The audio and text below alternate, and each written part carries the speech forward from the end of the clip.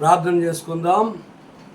సర్వాధికారి, సర్వసృష్టికర్త, జయరక్షకుడా, నీ ఘనమైన నామం కొరకే కృతజ్ఞత చెల్లిస్తూ, నిన్ను మహింపరుస్తూ, పూజిస్తూ, హెచ్చిస్తూ, అయా నీ కృతజ్ఞతాస్తులు చెల్లిస్తూ, ఆత్మతో సత్యంతో యథార్థముగా నిన్ను ఆరాధించే వ్యక్తులుగా నీ రక్తం ద్వారా మమ్మల్ని కడిగి నరకం నుంచి విడిపించి నీ రాజ్యం కొరకే మమ్మల్ని సిద్ధపరచు, నీ ప్రేమ కొరకే కృతజ్ఞత చెల్లిస్తూ, దేవా ఈ దినము యెహోవా ఈర్ అనే ఛానల్ ద్వారా నీ వాక్యాన్ని వినడానికి మమ్మల్ని సమకూర్చి నీ ప్రేమ కొరకే నీ వందనాలు.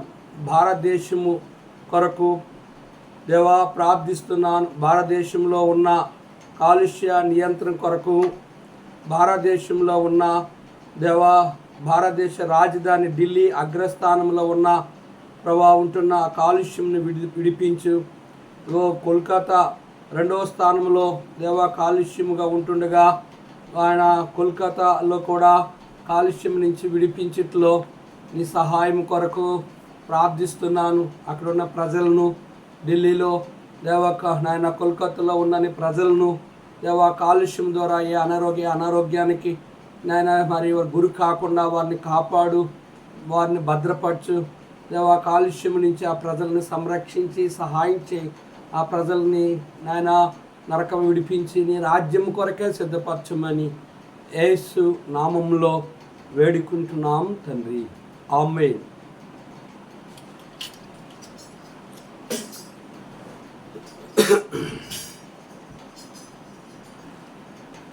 ఐదు 530 పాట పాడుకుందాం.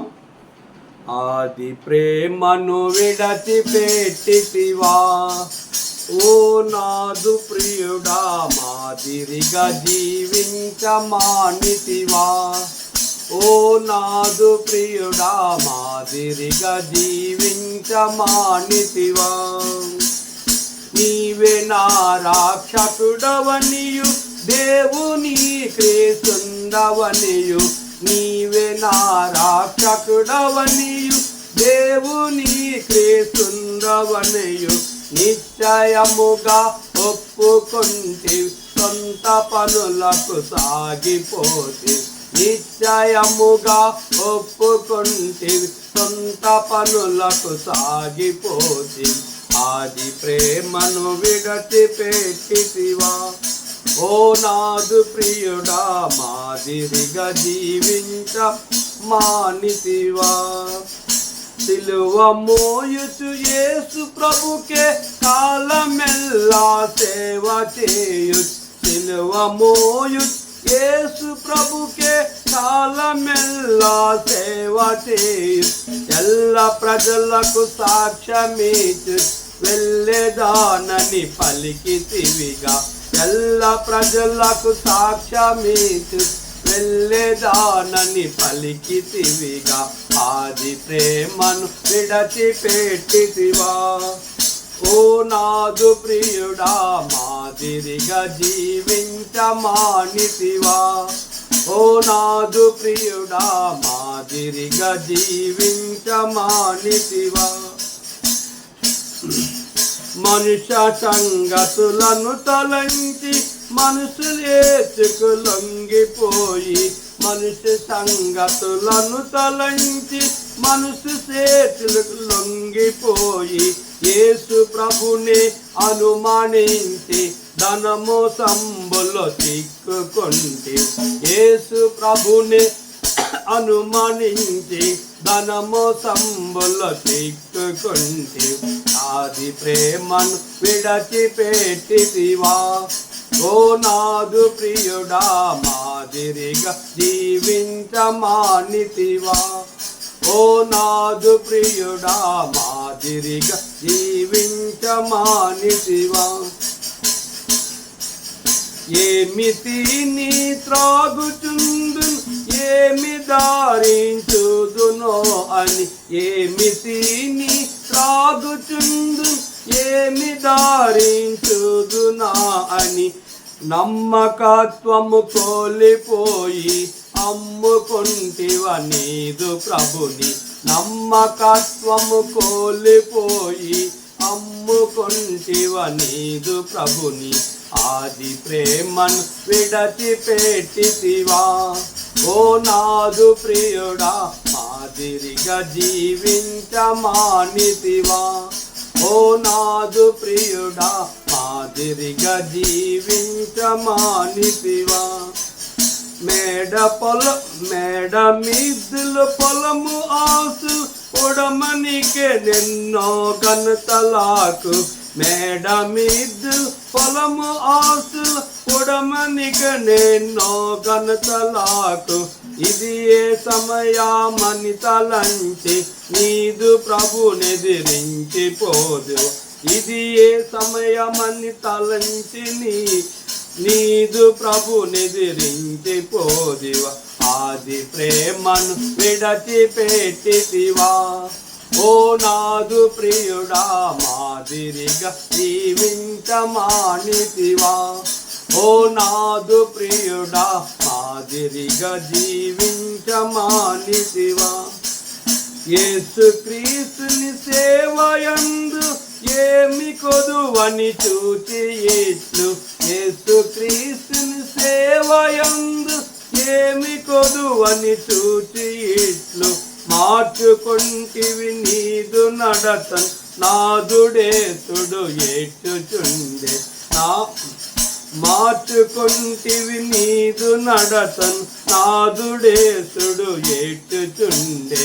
ఆది ప్రేమన్ విడచిపెట్టితివా.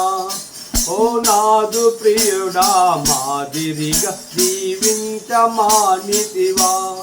ఓ నాదు ప్రియుడా మాదిరిగా జీవించమానితివా. నీదు దీపము ఇంక ఇళ్ళలో ఆరిపోవక ముందు నెరిగి. నీదు దీపము ఇంక ఇళ్ళలో ఆరిపోవక ముందు నెరిగి. సాధువై ప్రార్థించు యేసుని ఆది ప్రేమతో సేవ చేయు. సాధువై ప్రార్థించు యేసుని ఆది ప్రేమతో సేవ చేయు. ఆది ప్రేమను విడచిపెట్టితివా.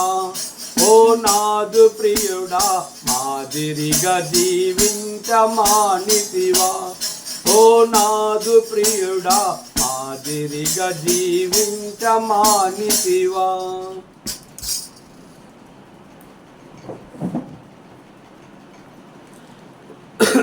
దేవుని వాక్యాన్ని చదువుకుందాం. 1 కొరింథీ పత్రిక 13వ అధ్యాయము చివరి వచనాలు 11వ వచనాన్ని చదువుకుందాం. నేను పిల్లవాడినై ఉన్నప్పుడు పిల్లవాని వలె మాట్లాడి తిని, పిల్లవాని వలె తలంచి తిని, పిల్లవాని వలె యోచించి తిని. ఇప్పుడు పెద్దవాడినై పిల్లవాని శాస్త్రలు మానివేసి తిని. ఆ శ్రేష్టాంబు గ్రంథములో చోట చూచిన ఆధరణయున్నది. సుఖదుఖములో వాగ్దానమున్నది. విశ్వాసముంచి ధ్యానించుడి. విశ్వాసముంచి ధ్యానించుడి. ప్రభునందు ప్రియమైన యెహోవా ఈరే అనే ఛానల్లో ఉన్న దేవుని సేవకులకు, పరిశుద్ధులకు, అన్య దేశీయులైన మా ప్రియులకు ప్రభువైన యేసుక్రీస్తు నామములో మీ అందరికీ నా హృదయపూర్వక వందనాలు చెల్లిస్తున్నాను. గత 10 దినములుగా దినములుగా దేవుని వాక్యాన్ని పంపించలేకపోయాను. నాకు కలిగిన బలహీనతను బట్టి, అనారోగ్యాన్ని బట్టి దయతో క్షమించండి. మా కొరకు యెహోవా ఈరే అనే ఛానల్ కొరకు ప్రార్థన చేయండి. కనుక మీ కొరకు మేము ప్రార్థన చేయుచున్నాం. చాలామంది దేవుని వాక్యం వింటున్నామని అక్కడ కనబడినప్పుడు చెబుతూ ఉన్నారు. కనుక దేవుని వాక్యాన్ని బాగా అర్థమవుతుంది. చాలా ఆత్మీయంగా మేము ఎదుగుతూ ఉన్నాం. దేవుని వాక్యాన్ని నేర్చుకోవడానికి పరిశుద్ధాత్మ దేవుడు సహాయం చేస్తూ ఉన్నాడని, మీ కొరకు మేము ప్రార్థన చేయుచున్నామని కొంతమంది చెప్తూ ఉన్నారు. అందరికీ ప్రభు నామములో వందనాలు.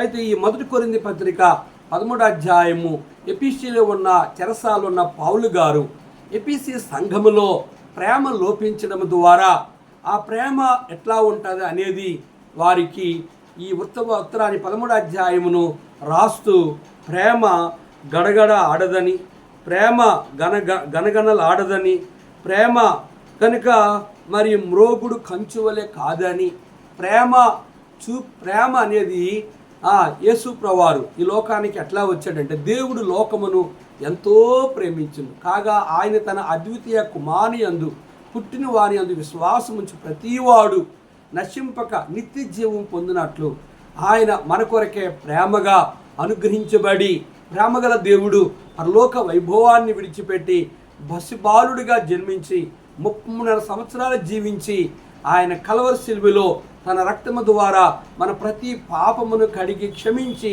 నిత్యరాజ్యమైన మోక్షములో నీవు నేను ఆయనతో ఉండాలనేదే ఆయన యొక్క ప్రేమ.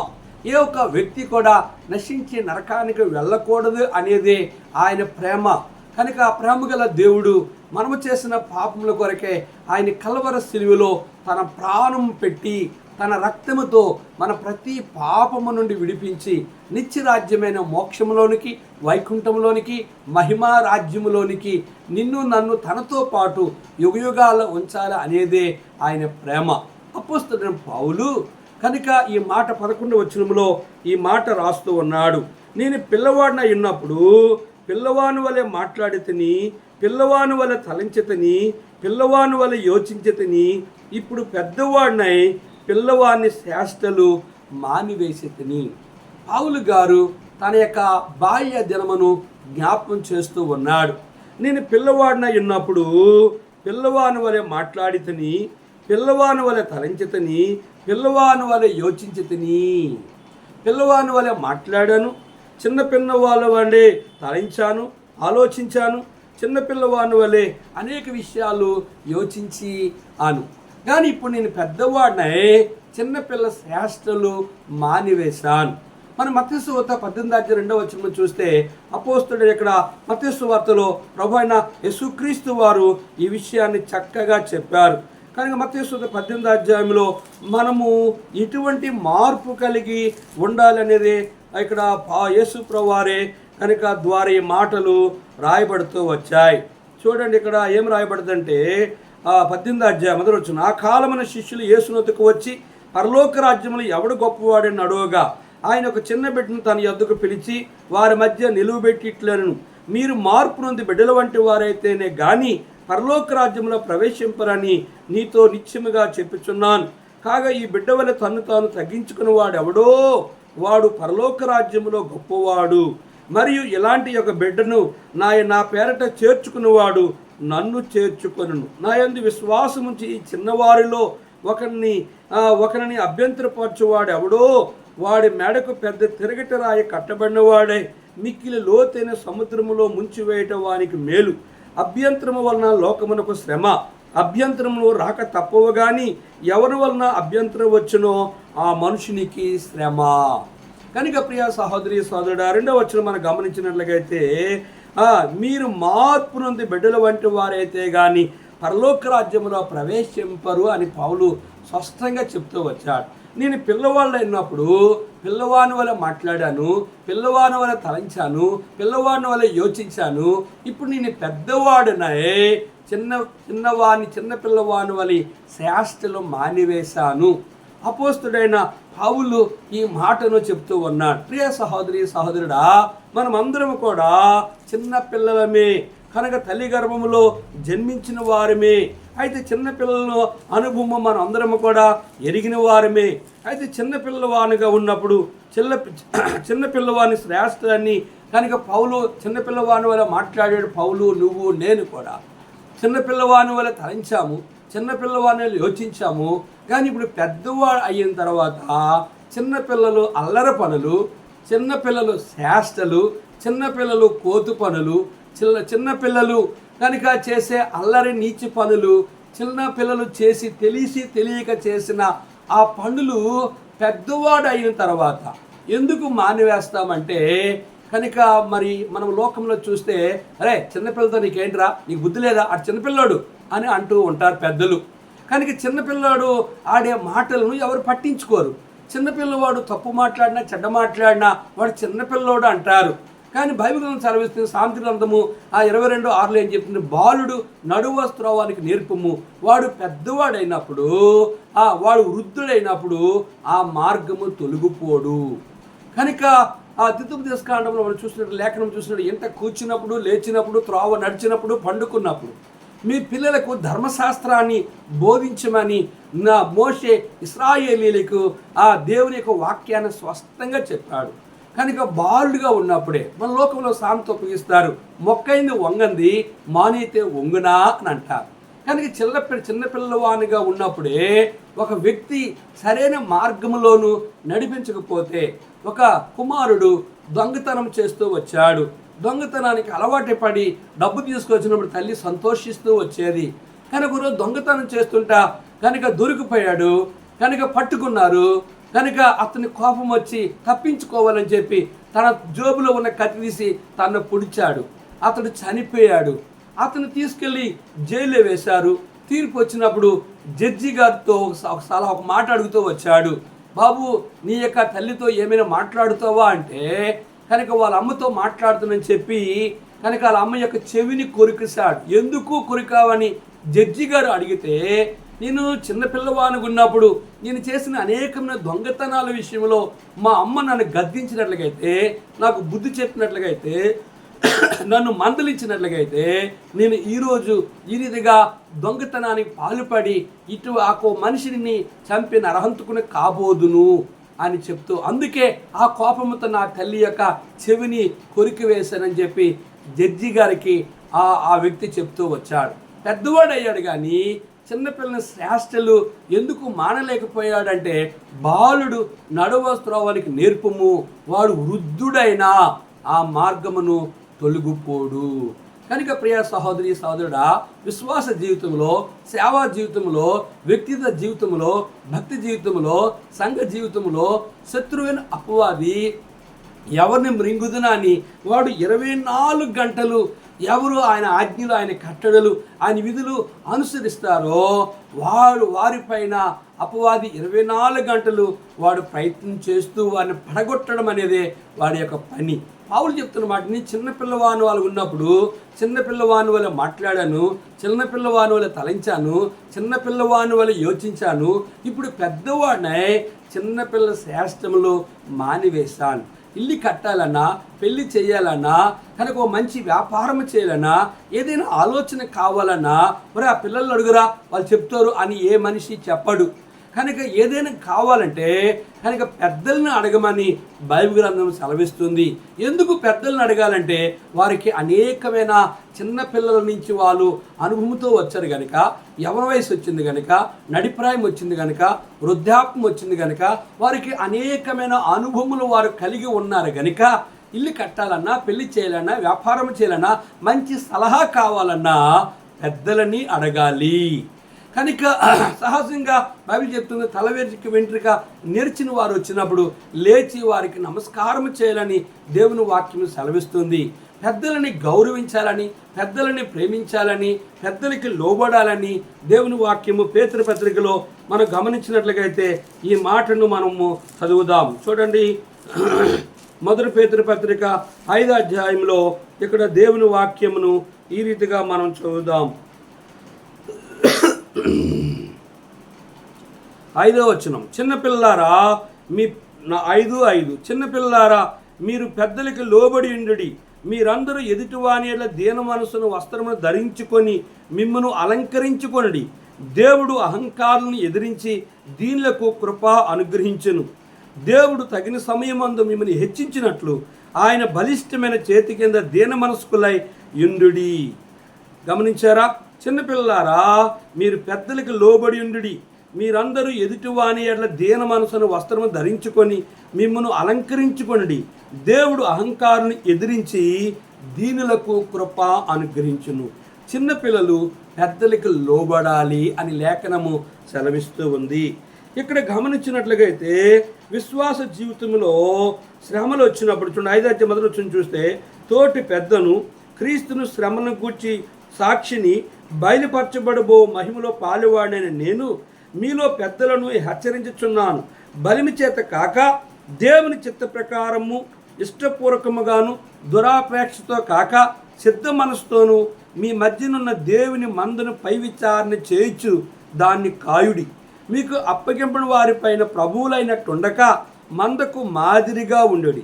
ప్రధాన కాపుర ప్రత్యక్షమైనప్పుడు మీరు వాడబారిన మహిమా కిరీటము పొందుదురు. కానీ ఇక్కడ మనం గమనించినట్లుగైతే గనుక చిన్నపిల్లవానికి ఉన్నప్పుడు పెద్ద అయిన తర్వాత గనుక సంఘములో ఒక విశ్వాసకు ఉన్నప్పుడు, సంఘములో తోటి పెద్దగా ఉన్నప్పుడు, సంఘములో దేవుని చిత్తాన్ని నెరవేర్చి సంఘములో దేవుని సేవకుడిగా ఉన్నప్పుడు పై విచారణ చేయొచ్చు మీ మధ్య ఉన్న మందను ఆ కాయుడి. కనుక సంఘమును కాసేది ఎవరు అంటే దేవుని సేవకుడు. ఆ సేవకుడు ఏ వయసులో ఉండాలంటే అతడు పెద్దవాడై ఉండాలి. చిన్నపిల్లలు ఎవరు కూడా సంఘాన్ని కాయరు. కనుక పెద్దలైన వారు సంఘాన్ని కాసినప్పుడు వారికి చిన్నపిల్లల యొక్క అనుభవం నుంచి వారు పెద్దవారు అయ్యారు కనుక ఇప్పుడు వారు చిన్నపిల్లల శాస్త్రలు, చిన్నపిల్లలు చేసే పనులు వారి చేయరు కనుక అట్టి వారు ఎదుట మనము చిన్నపిల్లవాడిని వలె మాట్లాడుకుంటుంటాం, చిన్నపిల్లవాడిని వలె యోచించుకుంటుంటాం, చిన్నపిల్లవాని వలె తలంచుకుంటుంటాం, చిన్నపిల్లవాని వలె మనము మన ఇష్టానుసారంగా ఉండము. పెద్దవాడు కనుక పెద్దవారు అయిన తర్వాత బుద్ధి జ్ఞానము మనలో ఉంటాయి కనుక ఏది మంచిదో ఏది చెడ్డదో ఎరిగిన వారు ఉంటాం కనుక తగిన సమాధానాన్ని అవతల వ్యక్తికి తెలియజేసిన వారమై ఉంటాం. ఇక్కడ 1 యోహాను పత్రిక 5వ అధ్యాయంలో 4వ వచనంలో ఒక మాట ఉంది చూడండి. చిన్నపిల్లలారా, మీరు దేవుని సంబంధులు, మీలో ఉన్నవాడు లోకములో ఉన్నవాని కంటే గొప్పవాడు గనుక మీరు వారిని జయించి ఉన్నారు. వారు లోక సంబంధుల కారు గనుక లోక సంబంధులైనట్లు మాట్లాడుదురు. లోకము వారి మాట వినను. మనము దేవుని సంబంధము, దేవుని ఎరిగిన వాడు మన మాట వినను. దేవుని సంబంధి కానివాడు మన మాట వినడు. ఇందువలన మనము సత్యస్వరూపమైన ఆత్మ ఏదో, భ్రమపరచు ఆత్మ ఏదో తెలుసుకొనిచున్నాం. గమనించారా?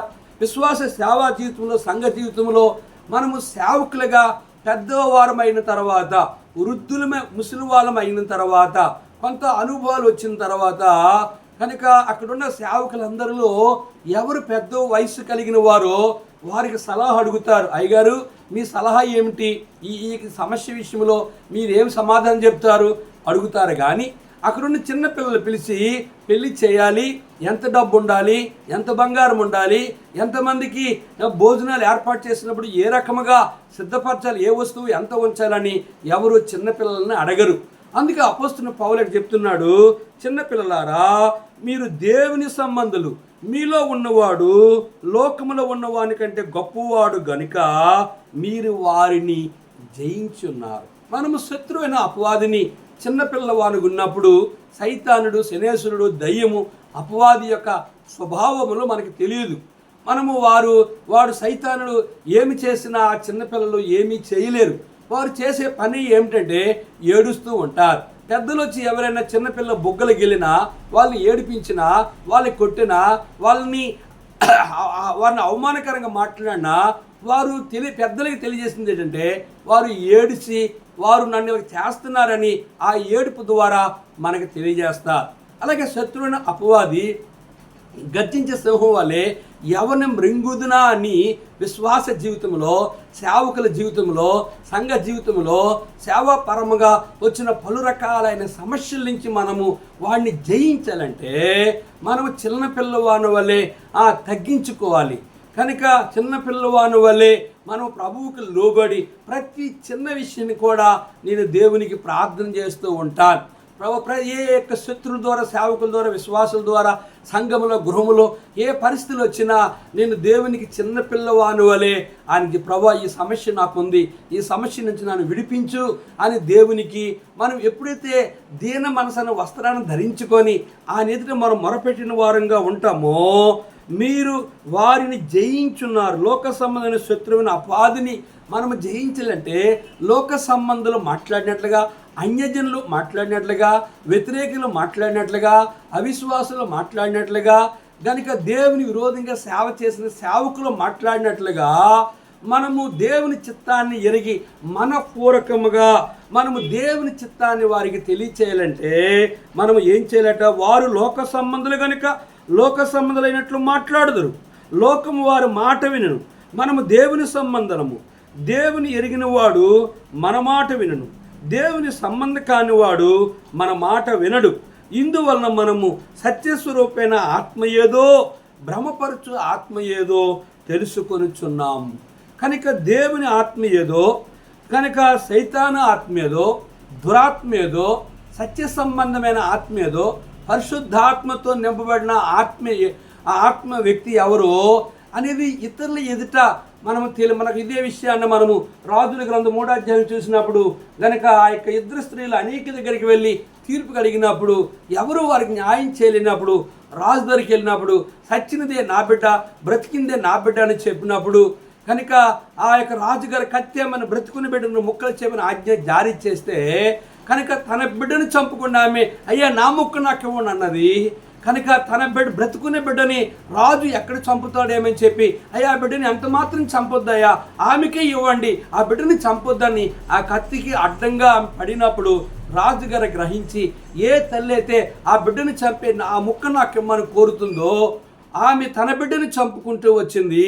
కనుక ఏ తల్లి అయితే ఆ బిడ్డని చంపొద్దని చెప్పిందో ఆ తల్లే కనుక ఈ బ్రతుకున్న బిడ్డ యొక్క తల్లి అని చెప్పి ఆ బ్రతుకున్న బిడ్డని ఆమెకి ఇవ్వమని రాజు ఆజ్ఞ జారీ చేశాడు. ప్రియ సహోదరి సహోదరుడా, మన జీవితంలో లోకము వినప్పుడు సత్య సంబంధమైన ఆత్మ ఏదో, భ్రమపరచు ఆత్మ ఏదో, దురాత్మ ఏదో, పరిశుద్ధాత్మ ఏదో, లోకస్తులు లోక సంబంధమైన వారు మాట్లాంటారు.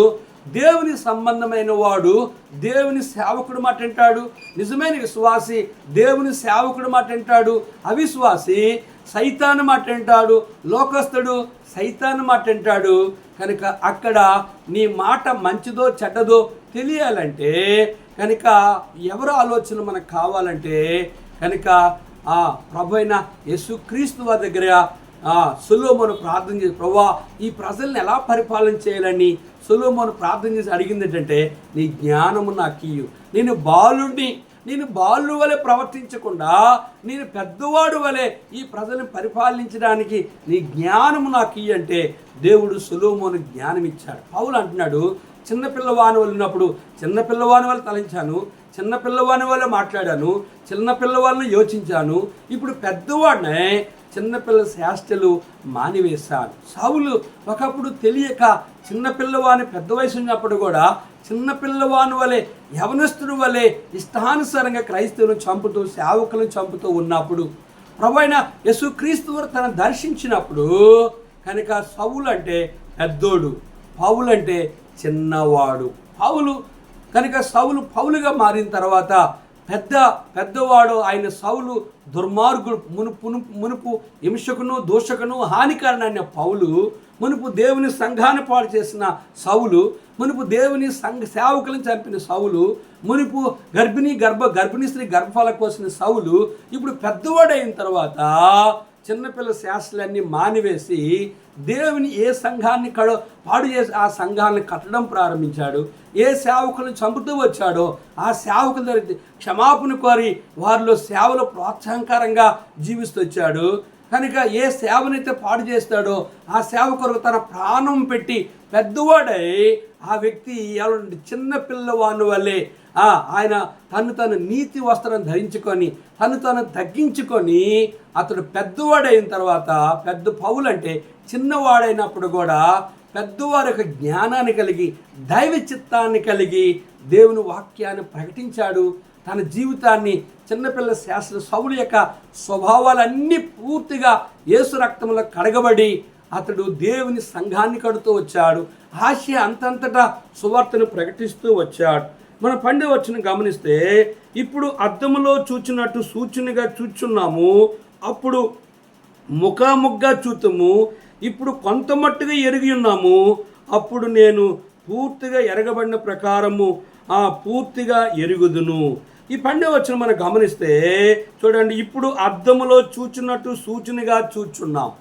అద్దములో మనం చూసినప్పుడు సూచనగా మన ఒక ముఖ దర్శనం కనిపిస్తుంది. అప్పుడు ముఖాముఖిగా చూతుము కనుక ఇప్పుడు కొంత మట్టుగా ఎరిగి ఉన్నాము, అప్పుడు పూర్తిగా ఎరగబడిన ప్రకారము పూర్తిగా ఎరుగుదుము. ఇక్కడ గమనించినట్లయితే ఇప్పుడు కొంత మట్టుగా ఎరుగుదాం. ఇప్పుడు అంటే ఈ లోకంలో ఉన్నప్పుడు కొంత మట్టుకే ఏదైనా ఎరిగిన వారమై పరలోక రాజ్యం మహిమ, పరలోక రాజ్యంలో 12 పునాదులు, 12 ద్వారాలు, 12 దేవదూతలు కనుక పరలోకం మధ్య ఒక నది ప్రవహిస్తూ ఏవల ఆవల 12 జీవవృక్ష ఆ పళ్ళు చెట్లు కాస్తూ అవి పళ్ళు ఫలిస్తూ ఉన్నాయి. పరలోకంలో కోట్లాది దేవదూతలు, భూరాజులు, భూ ప్రజలు, భూ అధికారులు, భూ రాణులు కనుక భూమి మీద ఉన్న ఆ పరిశుద్ధులు పరలోక రాజ్యంలో ఉండగలిగిన వారుగా ఉంటారు. కనుక ఆ 4 జీవులు, 7 ఆత్మలు కనుక నిత్యము పరిశుద్ధులని ఆయన స్తుతించి ఆరాధించేవారట. ఏమని ఇక్కడ మనం గమనిస్తున్నట్టే అప్పుడు ముఖాముఖిగా చూస్తాం. ఎప్పుడంటే ముఖాముఖిగా చూస్తామంటే పరలోక రాజ్యంలో.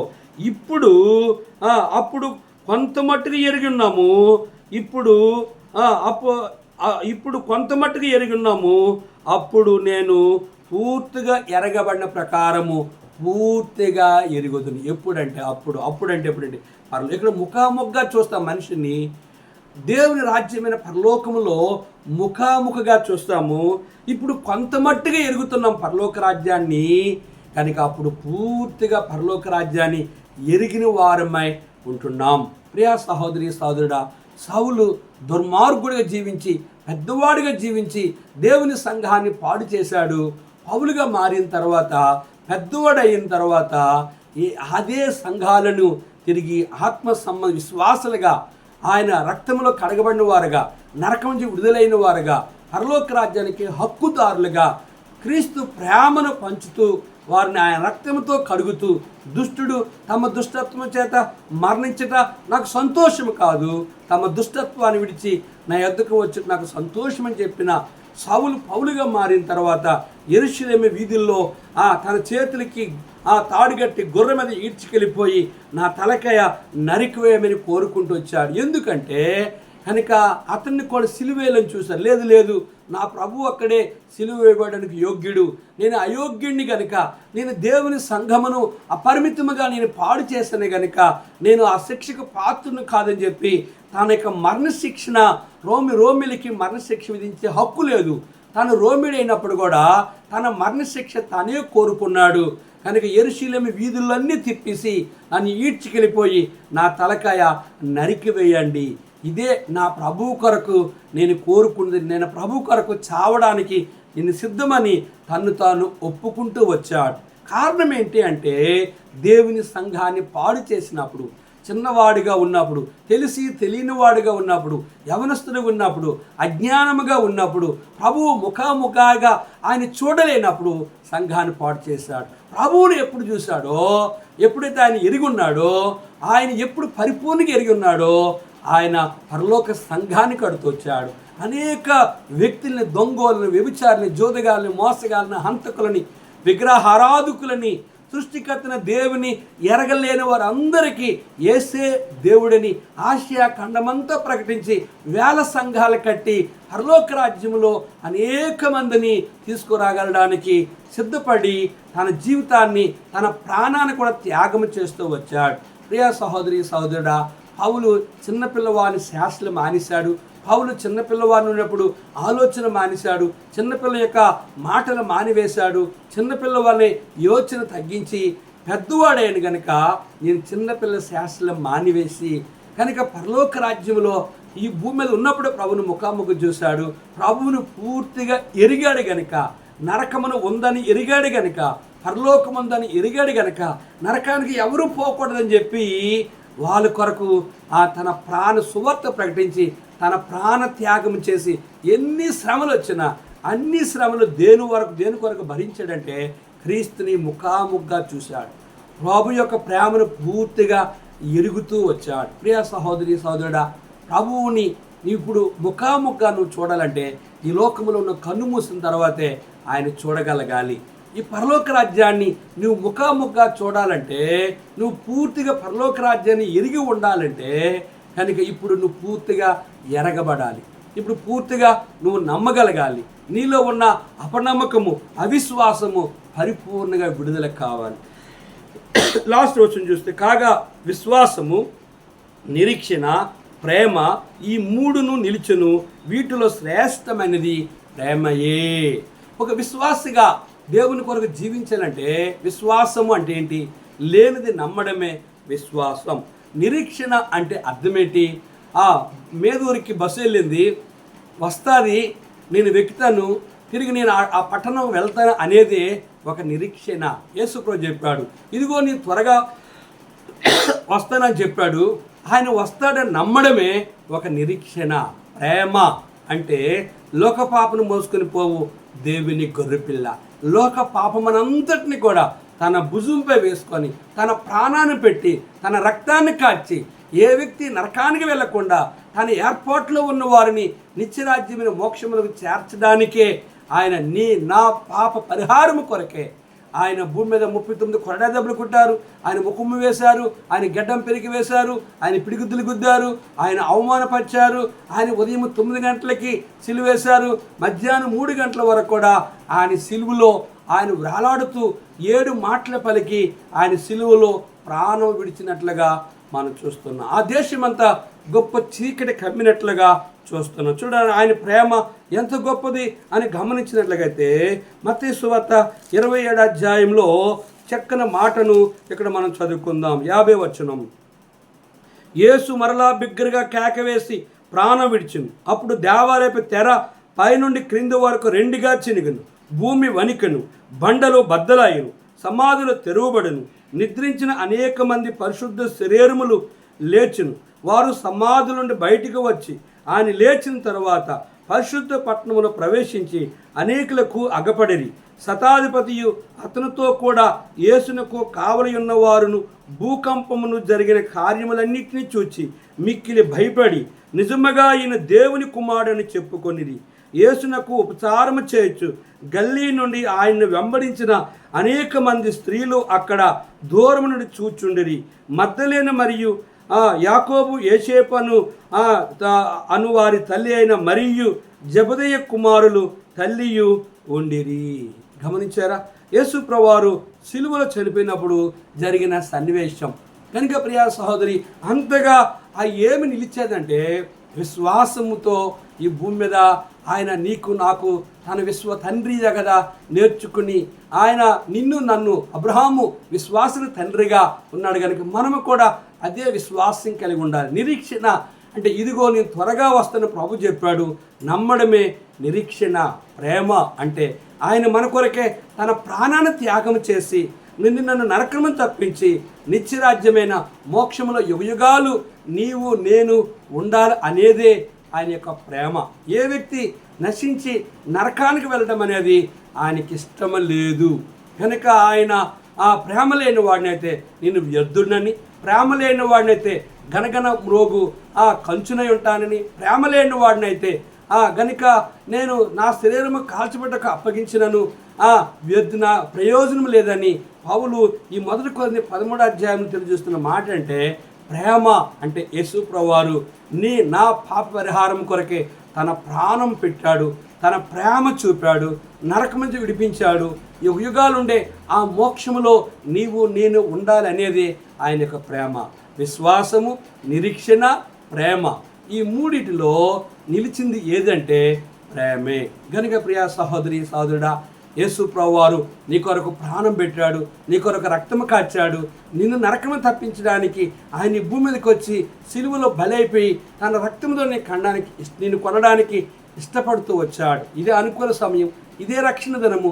ఇప్పుడే నీవు ఉన్న చోటే యేసు ప్రభువా నీవు పరిశుద్ధుడైన దేవుడివి, నేను పాపిని, నువ్వు నా కొరకు నీ ప్రేమ చూపి కలవరలో నా కొరకు త్యాగం చేశావు, నీ రక్తంలో నా పాపము కడుగు, నన్ను క్షమించు, నన్ను నీ రాజ్యానికి హక్కుదారుడిగా చేయు, నీ ప్రేమను నేను ఎరిగి ఉన్నాను అంటే చాలు. యేసు రక్తములో నీ ప్రతి పాపము కడగబడుతుంది.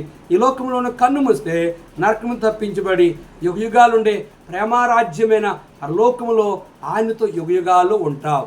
ఇదే అనుకూల సమయం, ఇదే రక్షణ ధనము. ఇప్పుడే నీ ఉన్న చోటే యేసు ప్రభువారికి హృదయాన్ని అప్పగిస్తే యేసు ప్రభు నీ పాపము క్షమిస్తారు. హృదయాన్ని కఠినపరుచుకుని సహోదరి సహోదరుడా, కనుక నువ్వు చనిపోతే, యేసు ప్రభువుని ద్వేషించి చనిపోతే అగ్ని ఆరదు, పురుగు చావదు, పండ్లు కొరుకుట, కేకలు వేయుట, ఏడ్చుట, యుగ యుగములు నరకముంది, యుగ యుగములు పరలోకముంది.